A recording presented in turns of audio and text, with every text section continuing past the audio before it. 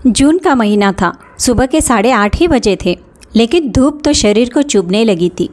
दिल्ली महानगरी की सड़कों पर भीड़ का सिलसिला जैसे उमड़ता ही चला जा रहा था। बसें, मोटरें, स्कूटर अब एक दूसरे के पीछे भागते जा रहे थे। आंखों पर काला चश्मा चढ़ाए वनिता तेज कदमों से चली जा रही थी। उसे घर से निकलने में देर हो गई थी। वह मन ही मन आशंकित थी, कहीं उसकी बस निकल न जाए।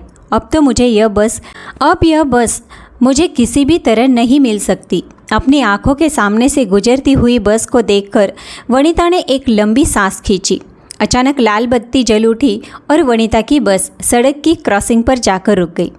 वनिता भागकर बस में चढ़ गई और धक्का बुक्की करते हुए अपने लिए थोड़ी सी जगह बनाने लगी।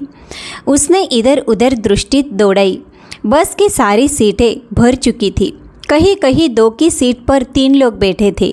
कोई और उपाय न देखकर वह भी बस में खड़े अन्य यात्रियों की तरह कतार में खड़ी हो गई। बस में बैठे पुरुषों में से किसी ने भी उठकर उसे सीट देने की सहानुभूति न जताई। वनिता सोचने लगी, ठीक ही तो है, जब महिलाओं ने घर से निकलकर बाहर की दुनिया में कदम रखा है तो उन्हें अब अपनी सुकुमारता भी छोड़नी होगी। हरी बत्ती जल चुकी थी और बस ने क्रॉसिंग पार करके गति पकड़ ली थी। इतनी गर्मी और ऊपर से यह भीड़। वनिता पर्स से टिकट के पैसे निकालते हुए बोल उठी। वह अपने आप को संभाल नहीं पाई थी कि बस अचानक एक और मुड़ी। बस के मुड़ने के साथ ही वनिता सामने की सीट पर बैठे पुरुष यात्रियों के ऊपर जा गिरी। किसी तरह उसने पर्स से पैसे निकालकर टिकट खरीदा और बस की छत पे लगे पाइप को मजबूती से पकड़कर खड़ी हो गई। पड़ोसी ने एक दिन व्यंग कसा था, नौकरी करने में कितना आनंद है, प्रतिदिन अच्छी अच्छी साड़ियाँ पहनना और सुबह सुबह उन्हें तो मेरा सिर्फ बन संवरना ही नजर आता है। बसों में भीड़ के बीच इस तरह पिचके रहना और घंटों हाथ ऊपर करके खड़े रहना नजर नहीं आता। उस पर सारा दिन शिशु सदन पर पड़े बच्चों की चिंता अलग से रहती है। वनिता अपने विचारों में खोई हुई थी। अचानक उसने अपने ऊपर कुछ भार सा महसूस किया। पलटकर देखा तो एक महाशय भीड़ का फायदा उठाकर अनावश्यक रूप से उसके ऊपर झुके जा रहे थे। जरा सीधे खड़े रहिए, वनिता खिसियाते हुई बोली।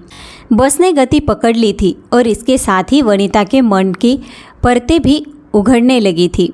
आज तो कपड़े धोकर सूखने के लिए डालना भी भूल गई। सारे कपड़ों में सिलवटें पड़ गई होंगी और शाम को जाकर उन्हें फिर से पानी में से निकालना पड़ेगा। सुबह सुबह काम का इतना तूफान मचा रहता है कि कुछ होश ही नहीं रहता। बिस्तर से उठते ही सबसे पहले पानी का झमेला। इसी बीच पति की चाय की फरमाइश। नौकरी पेशा महिलाओं की जिम्मेदारियां दोहरी हो गई है, परंतु पुरुषों की जिम्मेदारियां वही की वही है। शायद पुरुष यह सोचते कि जब औरत में इतना सामर्थ्य है कि वह घर का कामकाज संभालने के साथ बाहर का भी कर सकती है, तो क्यों न उसके सामर्थ्य का सदुपयोग किया जाए। वनिता, जरा बाहर देखना, शायद समाचार पत्र आया गया होगा। अक्षत ने बिस्तर पर लेटे लेटे ही आवाज़ दी थी। सोनू और लवी अभी सोकर नहीं उठे थे, सो उसे ही समाचार पत्र लाने के लिए बाहर भागना पड़ा। वह चाय का घुट भी नहीं ले पाई थी कि उसकी कामवाली आ गई। फिर तो सारे काम छोड़कर वह माया रानी की सहायक बनकर उसके पीछे पीछे घूमने लगी। माया रानी को बर्तन धोने हैं तो पानी गर्म करके वह दे, उसे झाड़ू मारनी है तो सोफा टेबल वह खिसकाए, माया की बच्ची रोए तो उसे भी चुप कराए। फिर माया रानी का काम समाप्त होने पर उसे चाय बनाकर पिलाए। उसे दफ्तर के लिए देर माया के कारण ही हुई थी।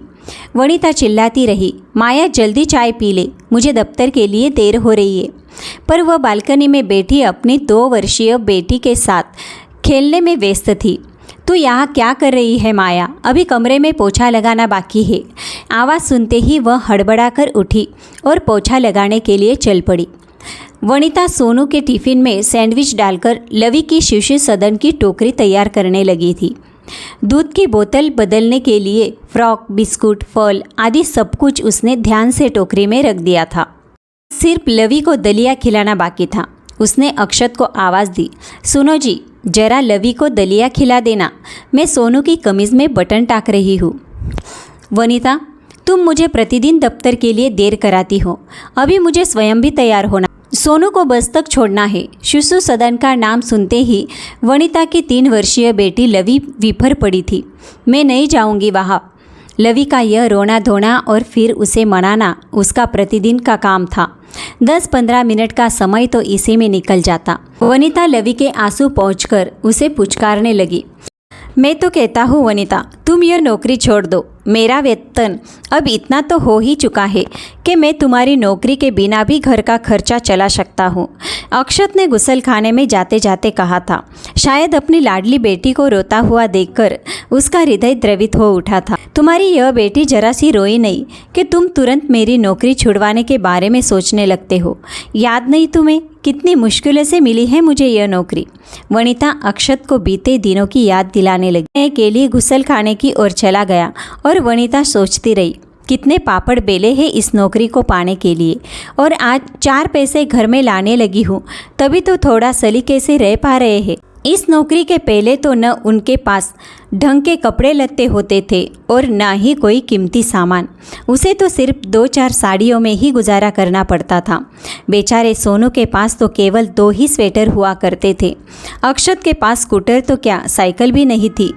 बस स्टॉप तक पहुंचने के लिए उन्हें काफ़ी दूर तक पैदल चलना पड़ता था। उन दिनों प्रतिदिन रिक्शे का भाड़ा भी तो देने का सामर्थ्य नहीं था उनमें।